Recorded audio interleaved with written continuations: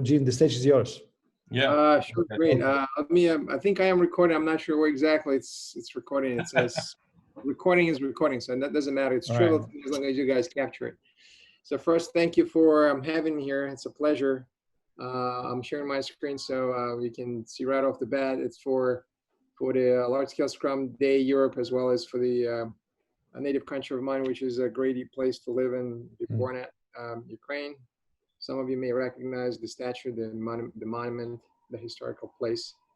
This is effectively, I was born there, maybe, 500 meters away from it. So Wow.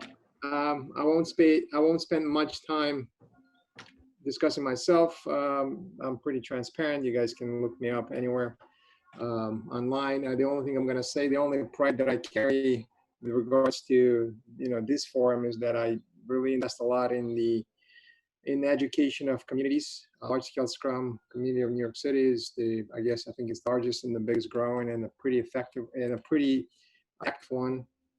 So that's the thing I would like to stress in investing and dedicating time to the growth of local and global communities from the big thing. Okay. So let me switch gears and go right into the case study. First of all, it was written, I'll take this off, it's pretty hot here. Historically, it goes back to roughly 2015, 2016. It was an initiative that was kicked off by two people, by the two coaches, myself and my colleague.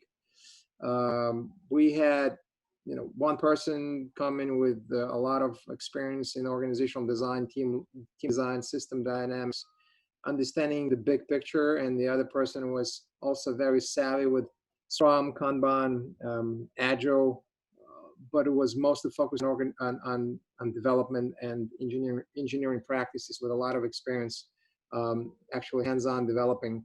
So cumulatively, our domains of expertise were analysis, user experience, architecture, development, testing, org design, team dynamics, HR, vendor management. If you don't have the luxury of having all of these skills in one person, I would recommend, especially if you go down the path of a less adoption, acquire these in the form of a colleague or a partner or coach, wingman, someone you can pair up and work together. For us, it worked really well. We complemented each other a lot and were able to accomplish much more than we would have otherwise if we did this individually. Okay. Prior to us engaging and doing anything, historically, there were roughly 5 to 6 reporting layers between doers, and the most senior manager, we had an ability to influence directly or indirectly. Development groups were pretty much, synonymous with component teams. There were component groups, not even teams, component groups working in silos with a lot of coordination and orchestration required in between.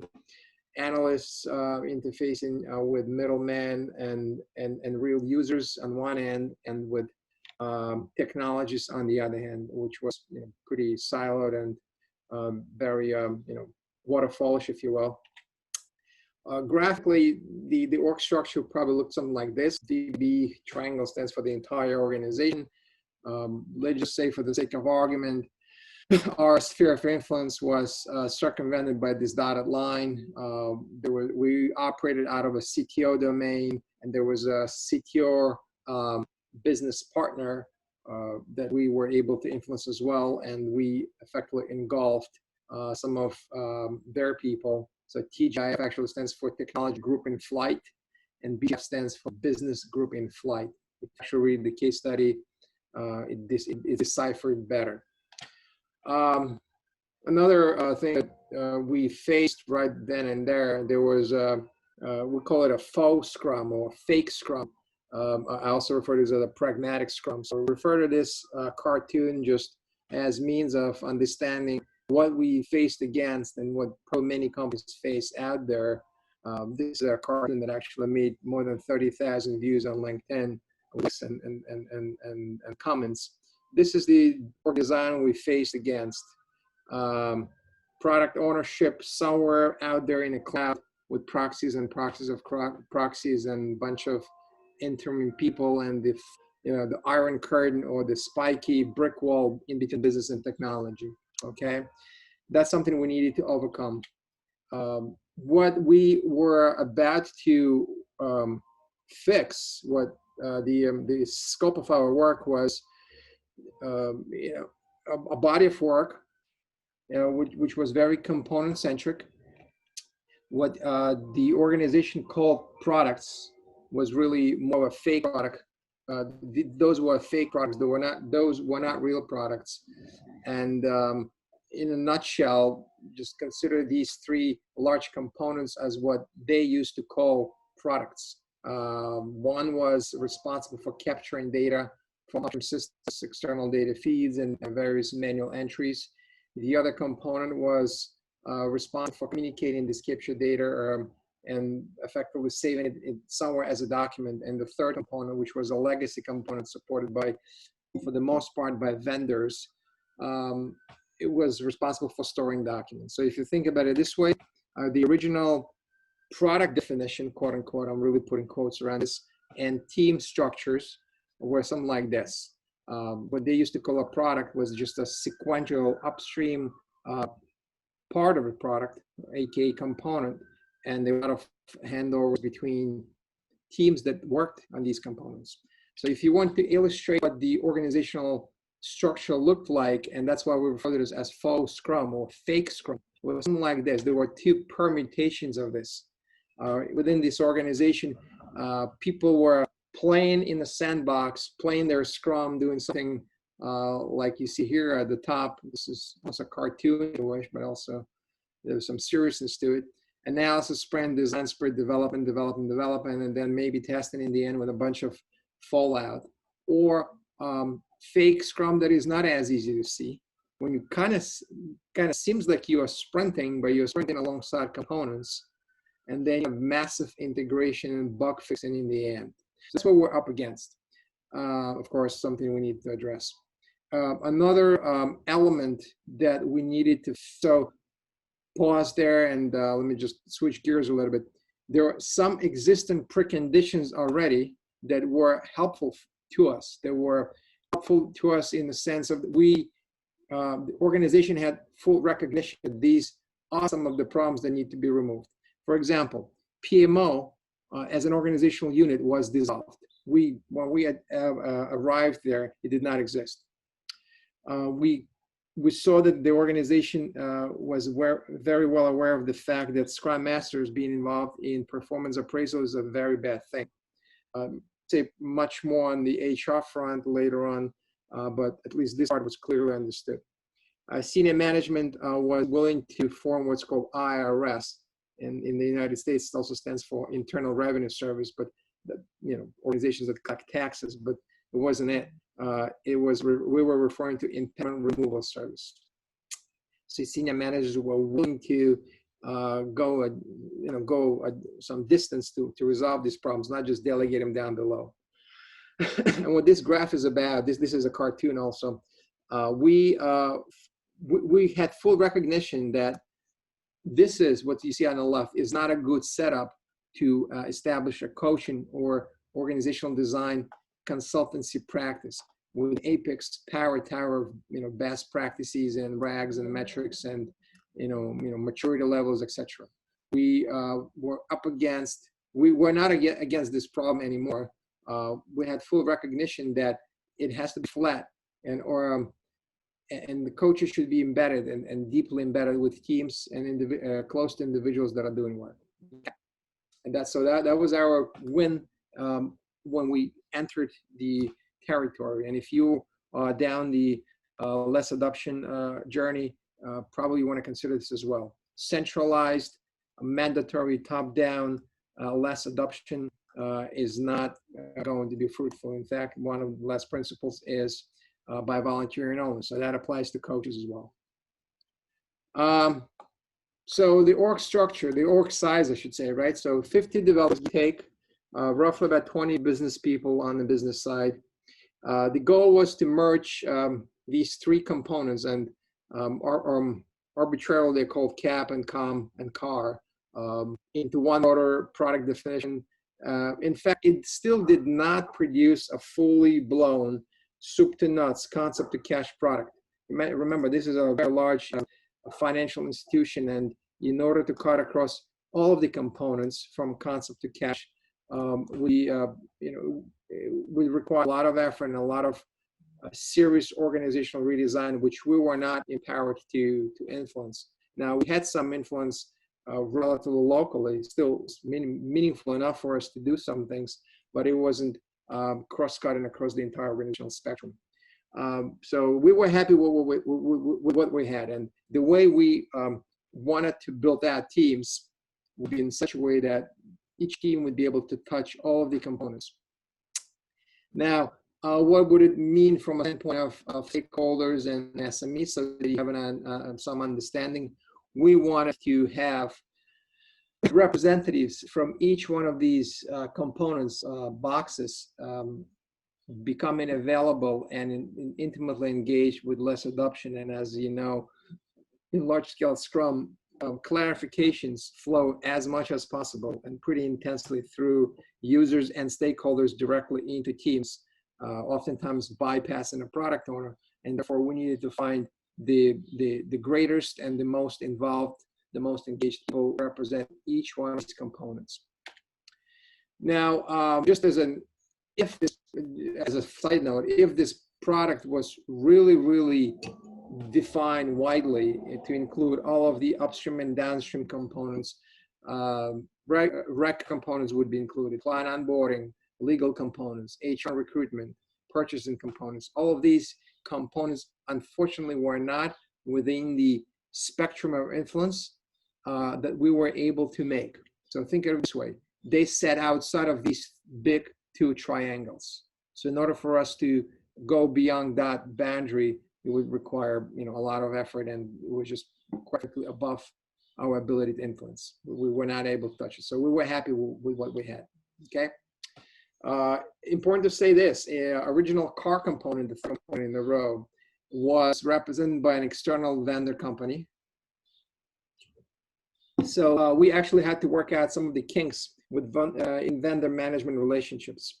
We had to educate senior management, and also with some time with vendor engagement team, people that actually do not do work but responsible engagements, that the traditional way of engaging with vendors will not work here. Fix SOWs, fix everything. Project plans with commitments, with vendor people being accessible and available to internal people only at certain hours and just for a certain number of hours would not be feasible. So we had to address this head on and hard, and without changing too much about organizational policies of engaging. Some more informal agreements were made so that these vendor engagement leads were asked to step aside, and they were almost like marginalized, and actual doers were brought up front, and actual doers were commingled and augmented with internal people of the financial institution, so that it really didn't matter who came from which organization, from which company. As long as they were together, they had to be operating together. We had a self-designing team meeting, and I'm not going to digress too much into this because it has been well documented in one of the great case studies out there, unless that works. In fact, myself and my colleague, we leveraged some of the learning from there quite a bit. I can tell you only one thing: we did not proactively involved in designing teams. We were involved in helping the organization with the team blueprint creation. So that's what a team should look like in order to be able to work. But they did self-organization through initial workshops and some other pre-sprint phase that we had to take them through. It took actually a couple of months before we started sprinting. So as a part of the initial product backlog refinement workshop, which we held before sprinting, we did initial definition of done. The DOD was put in place. for all 3 teams. We initially started with 3 teams, by the way. Vision statement for the entire product to be was defined. User journey identification and story mapping techniques. So we did a bunch of stuff that we usually do with individual teams. Used a lot of tactical visualization and facilitation techniques to get this all in proper order. Users and stakeholders that were required were lined up and fired up. And I said line up and fired up because we're not only identified, but also senior management spoke with them and clearly explained to them that, hey, it isn't just for you to put your name down as a related stakeholder. You have to give some time and effort to it. With finding the product owner, we had some challenges up front because it was also about not too many people willing to take another job for the same paycheck. It was also about who would be the best person from all of those 3 components to step up. We finally ended up with a person who seemed to be the best candidate of all. Some organizational, let me rephrase that. Some of the typical questions we hear, what is it in for me kind of thing, were addressed with this person, and senior management was involved to make sure it's in line with this person's beliefs, goals, aspirations, and career development goals, because every person has their own aspirations. Some of the tactical problems we were able to address rather quickly as the coaches. So some basic Scrum knowledge was missing, and LeSS knowledge was obviously missing. So we spent some time with this person. In fact, we had some other people also engaged in these sessions, the training and coaching sessions, SMEs and users and stakeholders. So that was taken care of by us. Now, we stressed a lot, and this is something not to trivialize ever, especially in large-scale Scrum, the importance of communities. Now, the 2 communities that we really wanted to stress the importance of, and we really invested a lot in it, is the Scrum Master community and Test Automation community. Now, please understand, and this is me digressing just for a second, having seen so much dysfunction out there with respect to horizontal organizational structures that companies implement. These communities were not this. They were not taking an existing organizational vertical and flipping it 90 degrees and making it horizontal. And we've seen this a lot out there, and just renaming something in a chapter or community of practice while retaining all of the features of the original organizational structure. That was not it. This is a big no, okay?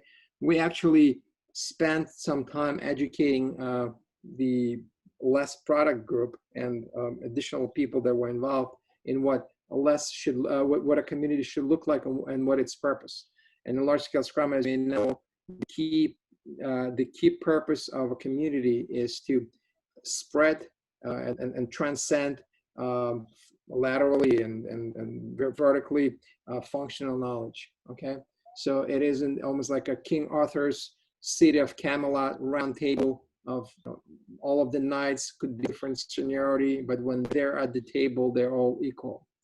So we really wanted to make sure that these 2 communities existed. I'm spending actually more time on this slide than probably other slides because that was so important for us.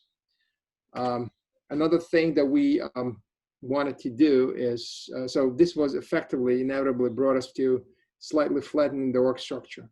We spent some time, explaining to senior management, educating senior management that job security is not the same as a role security. And in order for Scrum to scale, to be able to scale, we need to remove some of the debris. So don't try to decipher the diagram. It's actually on the case study page itself. You can read it later. But our goal was to make sure that the organization becomes flatter and simpler than what it was when we arrived. So then what came next was, running a sprint in LeSS. So again, this is a snippet from the actual case study itself. So, I'm not going to paraphrase it, but I will just stress the important parts here.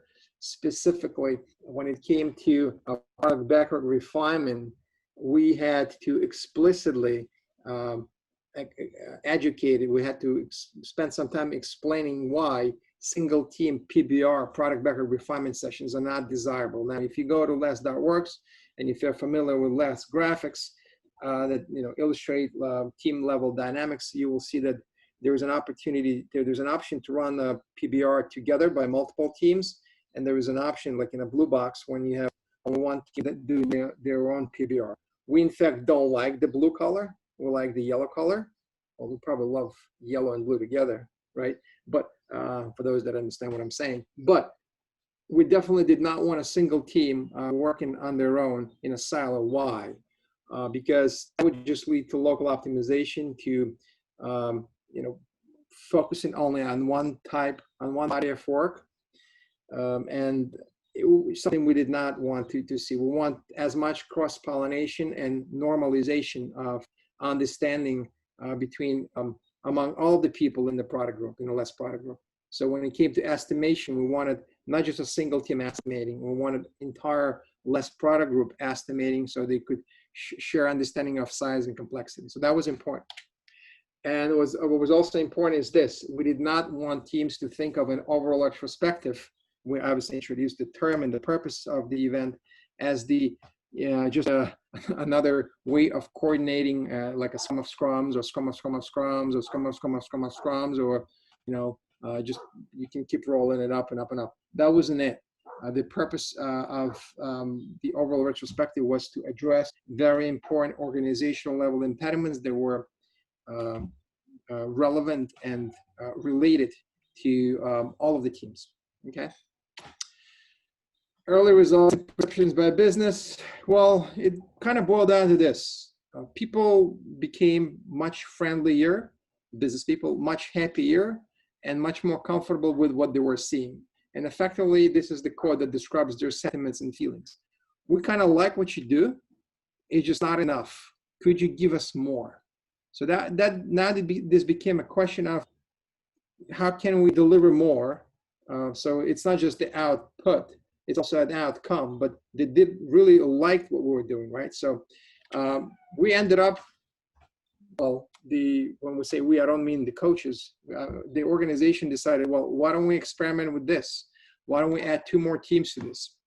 Now, of course, the original team blueprint was still meaningful and useful, so we used that. The new 2 teams were directed by volunteering, just like the first 3. We offered additional people to join and, of course, self-form. We did some basic Scrum and LeSS training so we could get these guys up to speed. One thing that we did from a standpoint of reshuffling of people, and in fact, when again I say we, it was really not a top-down decision. It was a decision that came from within. One of the experienced Scrum Masters that was scrumming one of the first 3 teams got up and moved over and picked up the 2 new teams, and the other one remained there. So we ended up with 5 teams and 2 Scrum Masters, which is pretty much in line with what we have in one of the last rules. A Scrum Master is a full-time dedicated role, and a Scrum Master can handle up to 3 teams. So that thing was kind of in line with the experiments that we already knew of. And of course, we both leveraged, myself and my colleague, we leveraged a lot what was already documented in the big array of LeSS experiments that are written in the form of tries and avoids.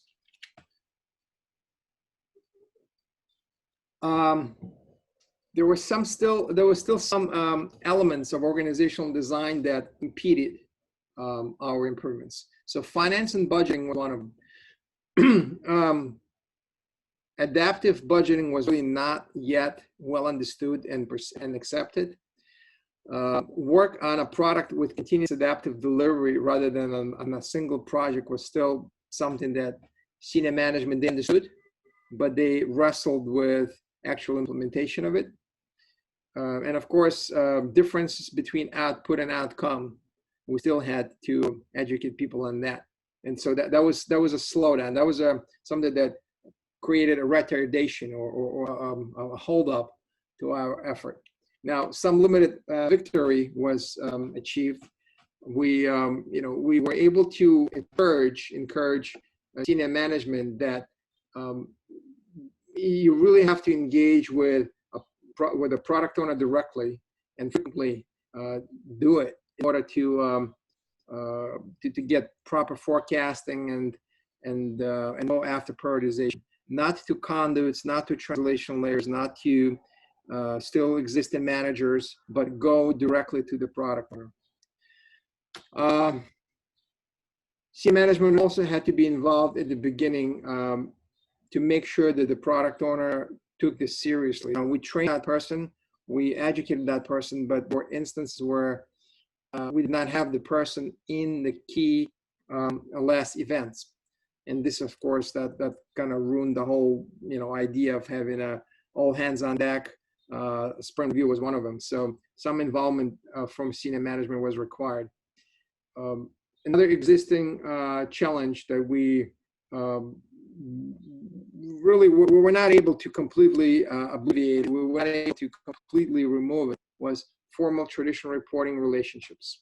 Now, we were able to encourage senior management to trivialize and tone down first, second line management influence on workers in favor of intra-team dynamics and direct coordination.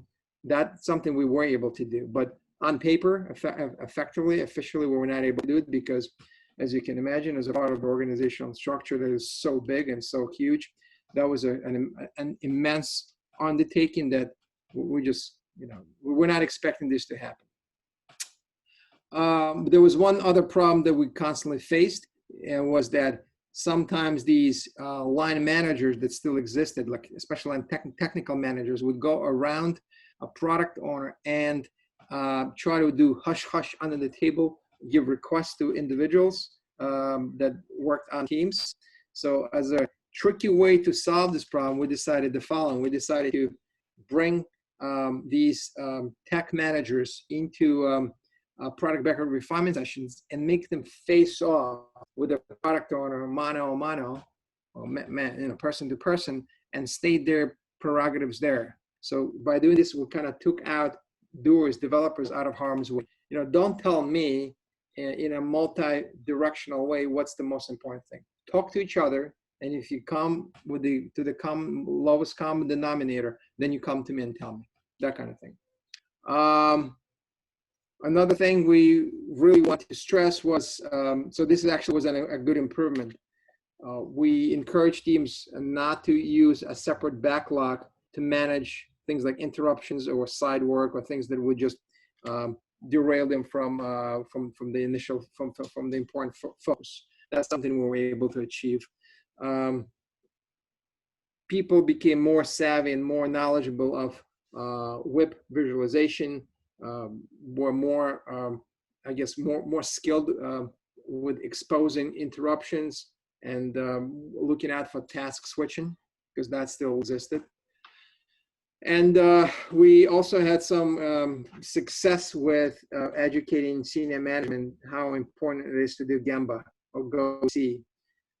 Specifically managers that were more senior and more empowered. We educated them that it doesn't really fly. It doesn't really give them enough clarity about what's happening down there in trenches if they delegate this information collection to organizational, we'll call it frozen middle or mid-level management. So we strongly encouraged senior management to do Gemba and go down and actually see where action is. And on the occasion, it was pretty obvious, pretty vivid when a pretty senior technology manager would come down and sit next to a developer side by side, and there wouldn't be a first or second line manager on the floor in any proximity. And it was by design of the event. They were asked to not to be around, so a developer felt comfortable speaking. And of course, there was we introduced IRS. Again, IRS in the United States. In the United States stands for Internal Revenue Service, the organization that collects some money. But here it stands for Impediment Removal Service, and it was skip 2 levels sometimes. A developer could easily just go up and talk to a senior manager at CTO level and share his or her thoughts and pains. Another achievement, another success we were able to have was with some senior people. Some of them were managers, some of them were just tech leads that still had technical skill set that wasn't rusty and was pretty useful, or people that were just maybe high paid and were in a lead role, but weren't really in an official manager's role. We introduced the concept of a component mentor. So those, remember those 3 Capcom car, those 3 components, they had some good experts representing each one of those components. And one of the ways to repurpose their skills and knowledge and make this beneficial for the entire LeSS product group, we made them more into teachers and educators. So we ended up them running some dojos, some training and mentoring activities for other people, and not so much being responsible anymore for actual doing work. So they're still doing work, but they were not a bottleneck anymore. What else? Definition of ready and done. Of course, defining what's undone. We with some success there. Each team had their own definition of done. In fact, one of the early teams, one of the first teams, was so eager to advance on this front that they really spent a lot of time with test automation, with continuous integration. They were somewhere up against other teams. So it was a good motivator because other teams were just trying to build up to the same level, to be on par. But there were shared definition of done for the entire LeSS product group. We were able to avoid this big problem. And of course, when I say avoid, well, let me rephrase that. We're able to marginalize and control the problem. Imagine a large organization where you have departments and entire areas responsible for things that are very skill specific and very compartmentalized or component centric. Specifically, architecture is a component. It's not a feature. And of course, in a large organization, you will have the ivory tower of enterprise architects, or we also sometimes refer to them as PowerPoint architects, people that don't actually code but tell others how to code.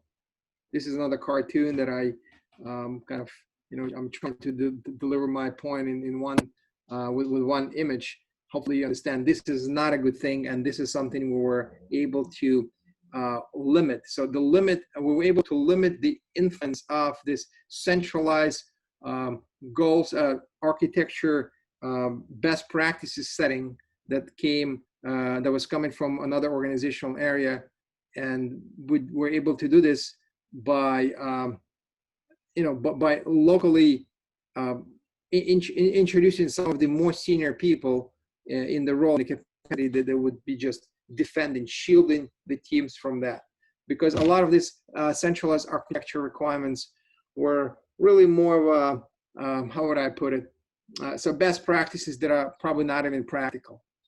Like you have to use this version of the tool versus that one. You have to use, you have to install this, virtual collaboration tool as opposed to the other one. They were kind of trivial because they were creating more disturbance and confusion on the teams than success, than benefit. Last but not least, I want to stress the importance of the HR policy aspect of this, right? So of course there are tons of books and tons of references out there that talks about harm and dysfunctions that are brought about by individual performance appraisals and bonuses and perks that are linked to individual performance appraisals.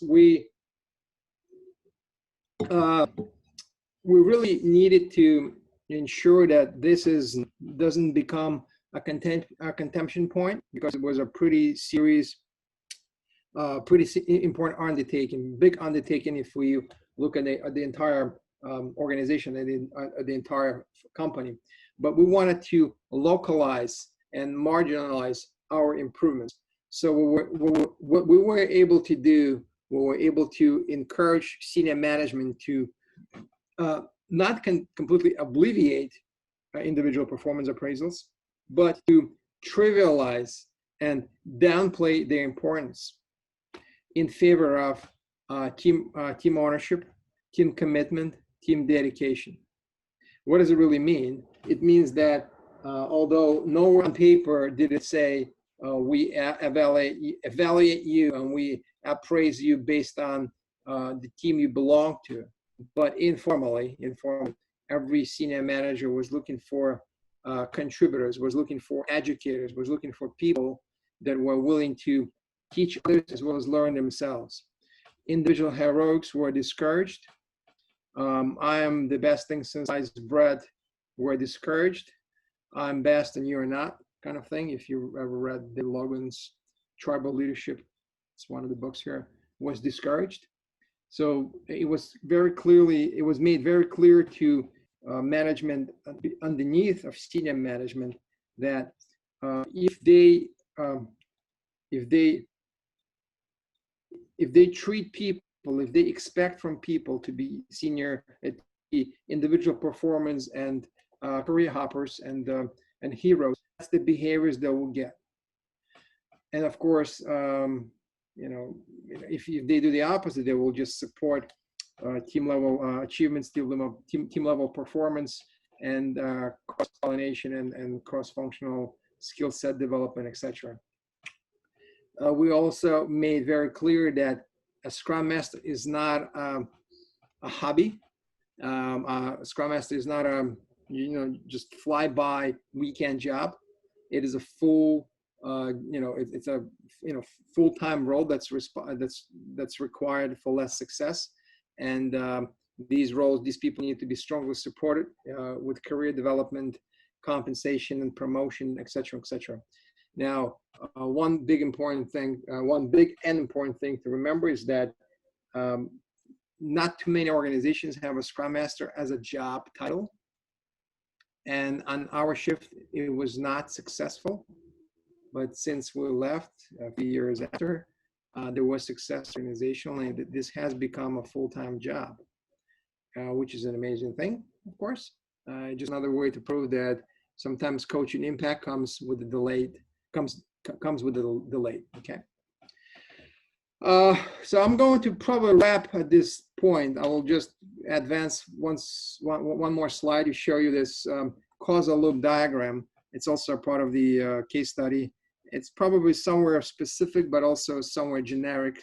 You can probably think through it in your current organizational settings as well. This is the artifact that we used to conceptualize to senior management some of the harm and some of the negative impact that individual performance evaluation may cause on people. So you can probably read it at your own pace at a later point. But that was effectively one of the tools, soft tools, one-pager tools that we used with senior management, okay?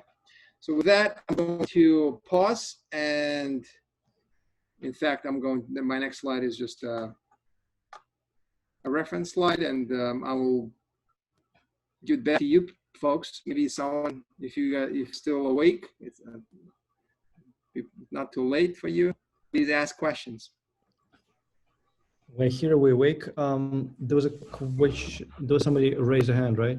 Yeah, Yulia Puzanova from Raiffeisen Bank raised the hand. Yeah. Raiffeisen, great. Yulia, you can talk. Zilova, yeah. As far as I remember from Raiffeisen Bank. Yulia, you can talk.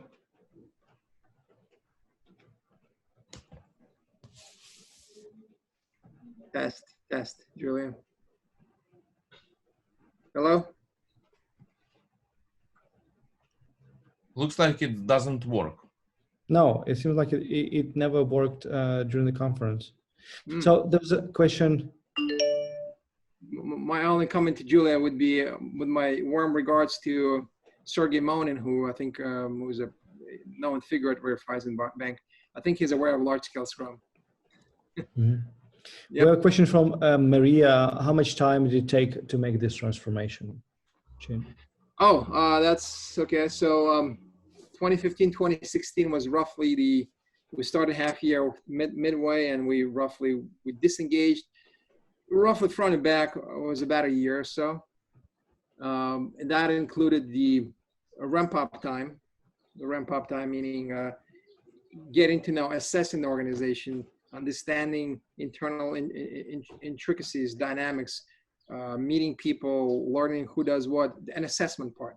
So like any coaching engagement, at least for me, it's always an assessment, trading, coaching, consulting. Here it was about a year, give or take, with a few months of prep work before the whole LeSS product group of 3 teams started sprinting. Okay, if my memory serves me right, yeah. Thank you for the question, by the way. Yeah, she says thanks. Anyone else? Oh, There is a great question from Timofey Yevgrashin. I know you know Timofey Yevgrashin. How did you convince PMO and other middle management to self-dismiss? Well, like I mentioned, it was one of the healthy preconditions. Now, when we arrived from different angles. I came from outside. This gentleman was with the firm already for a few years in a different technical capacity. Like I said, he was an amazing couple, him and I, because we flew together like 2 planes, right? You know, the wingman and the 2 wingmen. We did not have to dismiss PMO per se.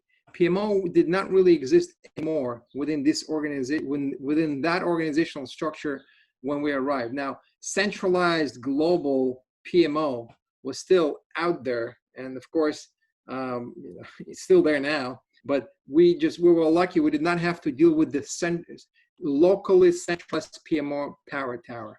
Now, there were still people, the conventional, the typical managers, the PMO type of people that were responsible for status reporting, creating, PowerPoint decks, Excel slides, Excel metrics stuff.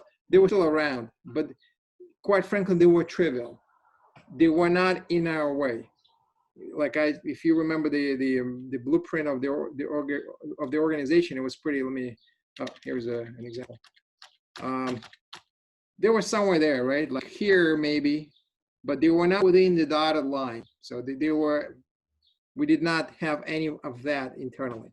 So we kind of ring-fenced. Ring-fenced LeSS adoption effort and protected it locally. It's like almost like barricaded it away from other organizational dynamics and dysfunctions, such as above mentioned. So yeah. He says thanks. Yeah. The goal was not to fire people, by the way. We clearly explained to senior management that the goal of large-scale Scrum is not to let people go out of the firm or out of the organizational structure. The goal is to create an opportunity for something that makes sense to exist. So just give us our own room, give us a little bit of space, and do not interfere. Okay. And if people want to, and again, another LeSS, actually the one that I mentioned is by LeSS adoption principles by volunteering. If you want to be a part of LeSS adoption, well, what do you bring to the table? Coordination, dependency management, status reporting is not a part of what we need. We do not need that. We can either trivialize it altogether or manage on our own. So if that's what you bring to the table, I'm sorry, we don't have a space for you. If you can do something else, then let's discuss it. Most likely, if it's useful, we'll have you. Yeah. Any other questions? I guess I have a question, Jean, on the initial product definition, right? Mhm. Because it sounded like you started with a pretty narrow definition, right? Like basically Yeah. 3 components working together in a pipeline. Like, I guess my question is like, how hard was it for you as a coach to accept that as the starting point? You know, because we all want to do, you know, right things and broaden it as much as we can, but this was a pretty narrow start. I'm sure it was a big step for the bank, right? But like, how was it personally for you to start It where you was started? so. One of the things that we both had to learn, myself, my colleague, and myself, is that we can't expect. So we can't you cannot boil the ocean, right? We had to be realistic about our capabilities and our physical and emotional bandwidth, and how much we wanted to give it and how much we wanted to risk. Because like, if you want to try to bite too big, you may end up not swallowing it and you may choke on it. So we had to deal with realities. No, we were not happy with the fact that we had to limit ourselves to these 3 components: the yellow, the green, and the blue. In fact, as I mentioned, I think, what was it? These components simply set outside of the sphere of control and influence of those senior leaders where we were located. So for us to go beyond and above and beyond the organizational design structure at that moment was not impossible. It was painful. It was vivid. Hey, Mr. Senior Manager, why can't we talk to these people and talk to those teams and embrace them and bring them inside? Why can't we expand the product wider?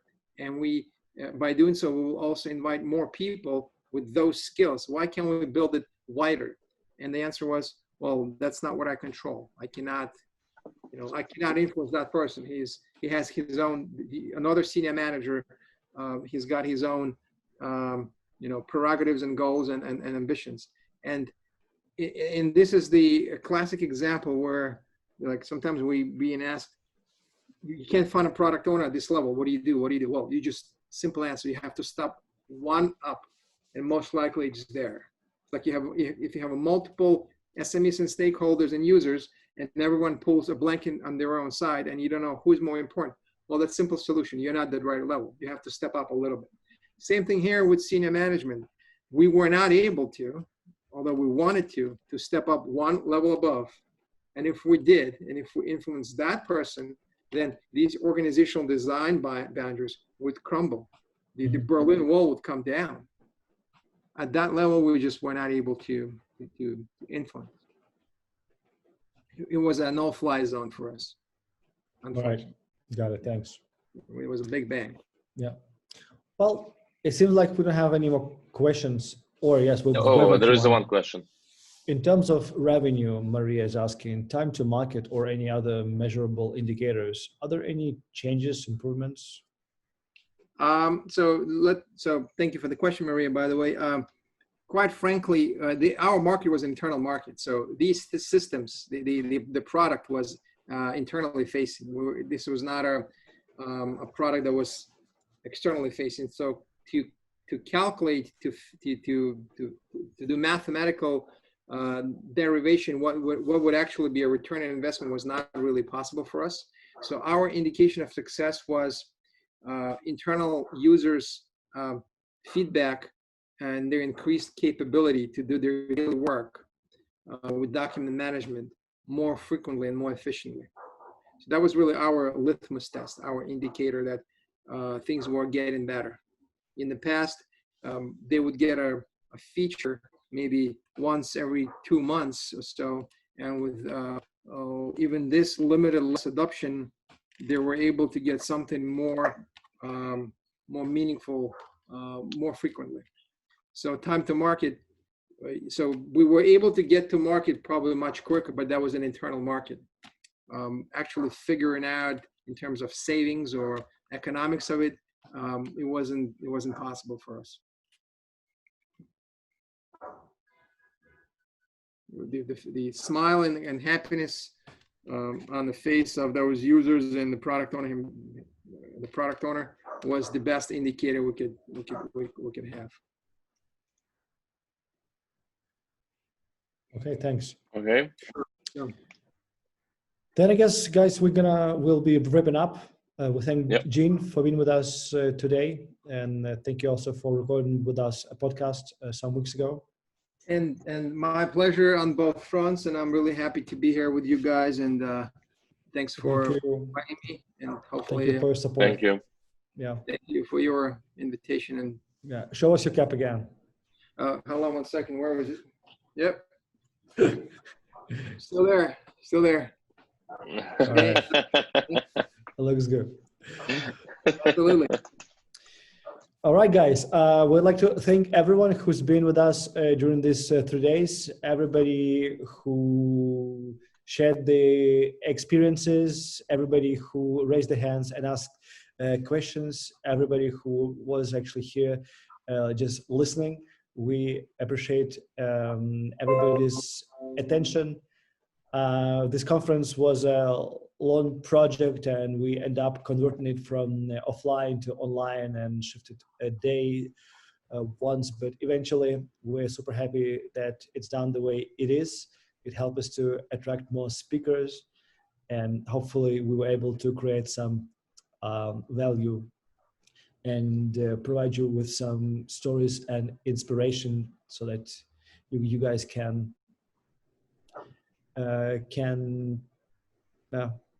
change the worlds around you or the circles you're in.